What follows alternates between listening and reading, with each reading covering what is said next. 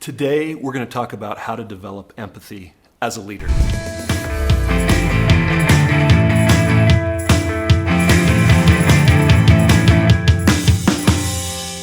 So many people hear empathy and they want to run. Really? That's one of those soft, touchy-feely skills? Nothing could be further from the truth. This is one of the most important skills that you can have in your leadership arsenal, period. Stick with me and I'll share with you why. During the Vietnam War, the Navy and the Air Force were struggling with fighting an enemy.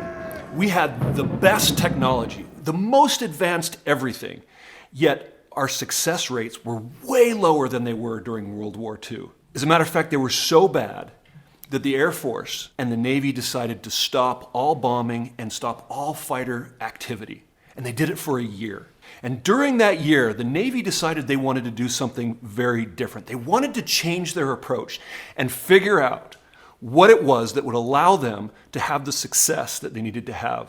They were really at a ratio of 3-to-1 in terms of success as pilots. And during World War II, they were at 10-to-1. What was it that was going to change the whole trajectory of the war and their success? Empathy. Empathy so often is one of those things we think of as understanding somebody else's perspective. But what about from the warrior's perspective? What about from your perspective as a business leader? It's the thing that helps you to understand what your enemy is thinking, what your adversary, what your competition is thinking, and be able to respect them enough that you would change your approach to be as effective as you possibly could be. That is an element of empathy. So often people think of empathy as being able to relate and understand others. One of the things that is so important about empathy is it allows you to respond appropriately to any given situation. So for example, how do you respond appropriately to a child? How do you respond appropriately to the school teacher? To the principal when you get called to the principal's office? What about when you get pulled over by a police officer? What's the proper response? When you respond with empathy, you'll respond the proper way. What about when you're in front of a judge being sentenced? What about when somebody is attempting to kill you? How do you respond effectively? That's why this is so important. Or how do you respond when somebody's asking you to marry you? Responding appropriately is a great sign of empathy.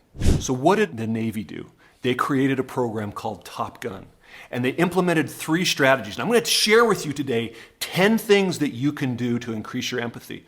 But the 3 things that the Navy Top program did was understand that they had pilots that had big egos, and they weren't very teachable. When the pilots would take off and they would do their wargaming, they would come down, and if they had a failure, the instructors would challenge them on that.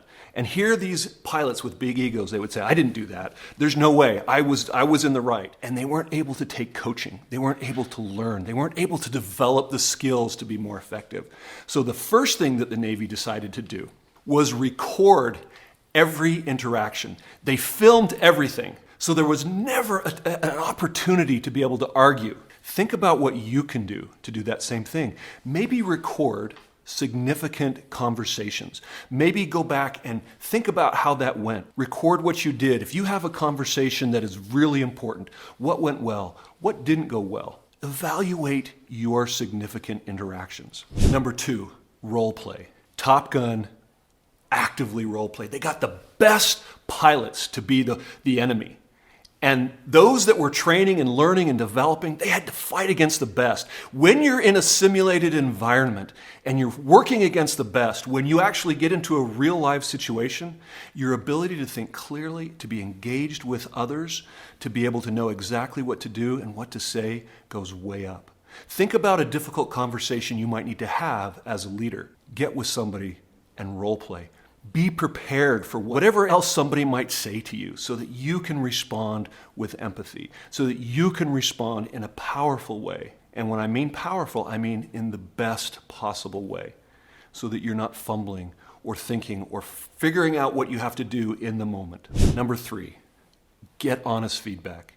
Those fighter pilots were able to get the best feedback about what they were able to do better from people that they trusted and respected.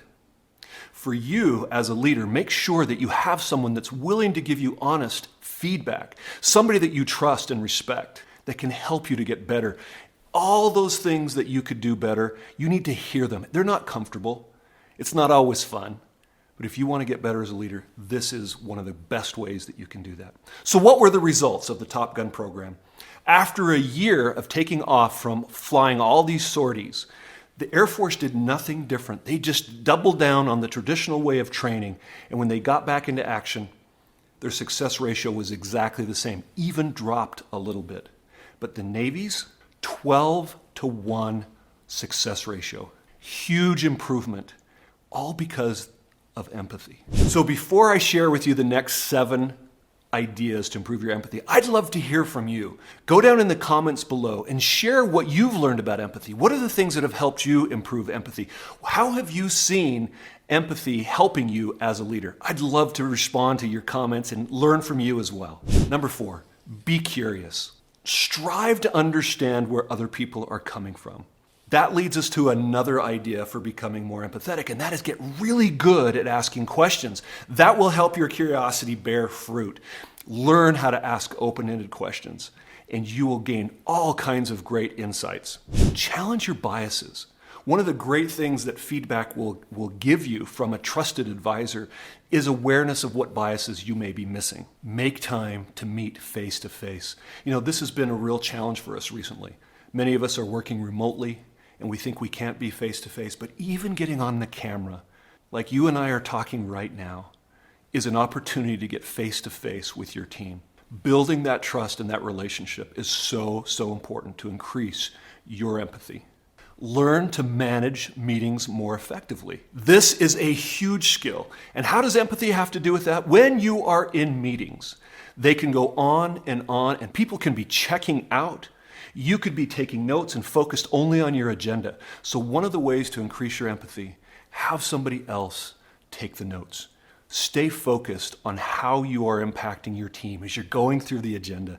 Be aware to how your team is responding. Be aware of the impact or the feedback or the engagement that you're having. That is a skill that will help you as a leader. Get really good at listening. This is a skill that many people think, well, this is going to take me a lot of time. I don't have time to listen. Listening will save you time. Learn to be present. So many leaders are busy. When someone comes into their office, they want to multitask. Oh, no, I'm listening to you. Yeah, no, go ahead. Yeah, no, I got you. Keep going. And you miss opportunities to connect with people and solve problems that would save you so much time later. Listen. Be present. That will help improve your empathy. The last skill is actually have more meetings. This will help you to have empathy if you look at those meetings as an opportunity to collaborate, to actually do the work of the work. So often we think of meetings as an interruption of the work. But when you get effective at leading meetings and you lead more of them, you will be able to solve more problems. You will be able to use your empathy to move your organization forward. I hope I've changed your mind about empathy. This is not one of those soft skills. It's a hard skill. For more great information on how you can be an effective leader, click the next video right here. How will you manage a team effectively under pressure?